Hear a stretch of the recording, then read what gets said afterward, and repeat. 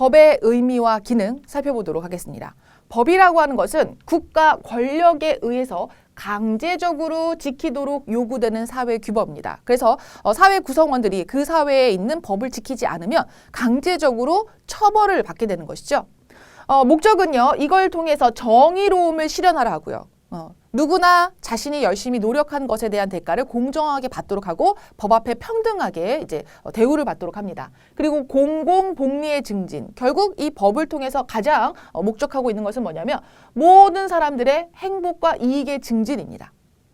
이 두 가지의 정의 실현, 공공복리의 증진 기억해 주도록 하시고요. 그럼 법이 가지고 있는 기능, 어떤 기능을 통해서 정의를 실현하고 공공복리를 증진시키는지 한번 살펴보겠습니다. 첫 번째는 분쟁 예방입니다.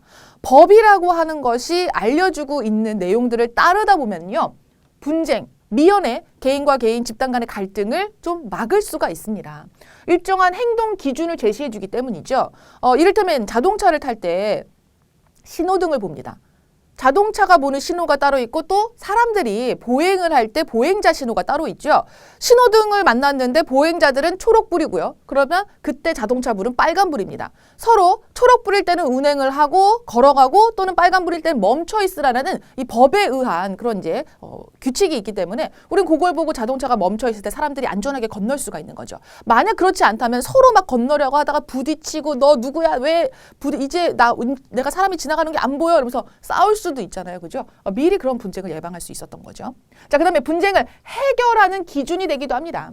과거에 이런 법이 없을 때는요. 목소리 크고 힘센 사람들이 이겼어요. 그런데 지금은요. 객관적이고 공정한 기준과 절차를 제시하기 때문에 분쟁이 발생했다 하더라도 재판을 통해서 누구의 잘못이 더 큰지 그리고 또 어떤 이가 어떤 이에게 얼마만큼의 보상을 해주어야 할지를 결정하게 해주는 것이죠.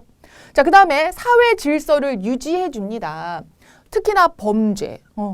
사람들이 악한 행동을 해서 다른 사람에게 피해를 주는 이 범죄가 발생하면은 사회가 많이 혼란하겠죠. 이때 범죄자들을 잡아서 처벌해주는 기준이 되고 있기 때문에 사회적 혼란이라든지 무질서를 방지해 줄 수 있습니다. 자, 마지막으로 국민의 자유와 권리를 보호합니다. 자, 개인의 자유와 권리가 침해되는 것을 막고 피해를 이제 구제해 주는 것인데요. 만약에 내가 집에서 잠을 자야 하는 시간에 편안하게 조용하게 잠자고 싶은데 계속해서 이제 집 바깥에서 막 고성방가의 노래를 부르고 막 계속 막 문을 두들기고 돌을 던집니다. 그러면 내가 편안하게 쉴 권리를 피해받고 있는 것이죠. 자, 그럴 때는 이제 경찰서에 연락을 해서 내 권리를 구제받을 수가 있는 거예요. 왜? 법으로 그것이 보장되어 있기 때문입니다.